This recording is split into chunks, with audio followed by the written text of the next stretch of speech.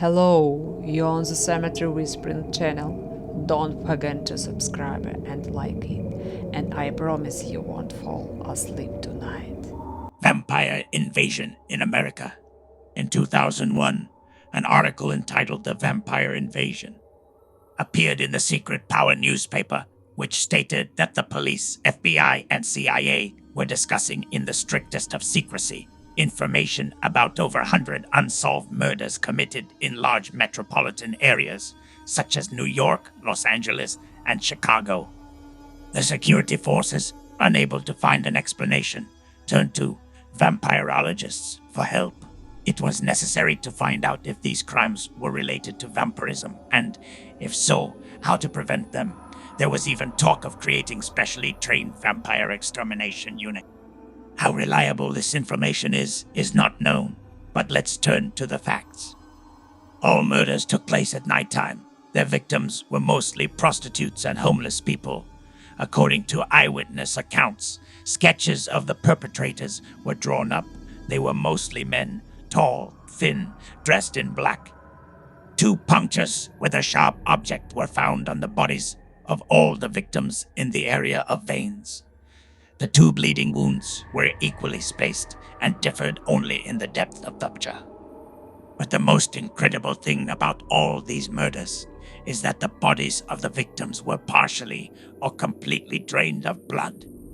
At first, law enforcement agencies considered 2 theories.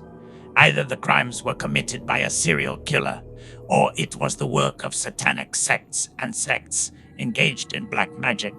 But both versions, after careful checks, were found to be incorrect.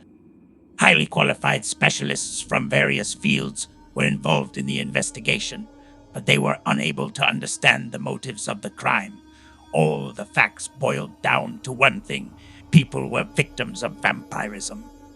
Professor Istvan Kearney of Budapest, after reviewing the facts, said, "In the past, Americans had only heard of vampires in Eastern Europe and were familiar with the image of the vampire from Bram Stoker's novel Dracula and Hollywood movies about the living dead. With the collapse of the socialist camp, the borders between our countries became transparent.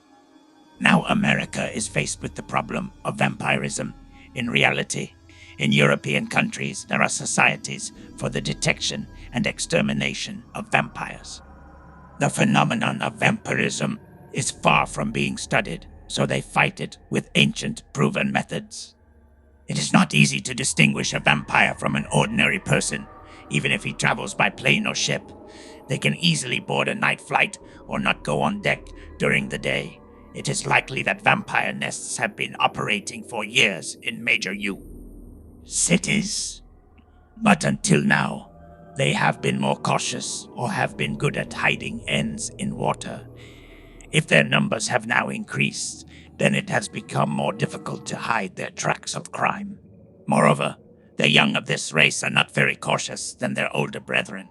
Europe is also aware of a fact: when a large community of vampires became so strong that they no longer feared exposure and extermination.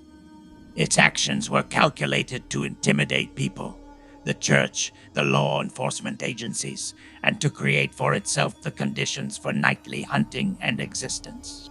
The crimes taking place in the United States are very much like an epidemic of vampirism, but that remains to be seen. To most ordinary citizens and members of the intelligence services, vampires don't exist. It is easier to think that they are only the spawn of legends. Scientists believe that literature and movies affect the mass consciousness of people, so some begin to see vampires as well as UFOs, ghosts, the faces of saints, etc. But then, how do you explain the facts? Information about unsolved murders is kept secret, and the special services are preparing anti-vampire units. That must mean something,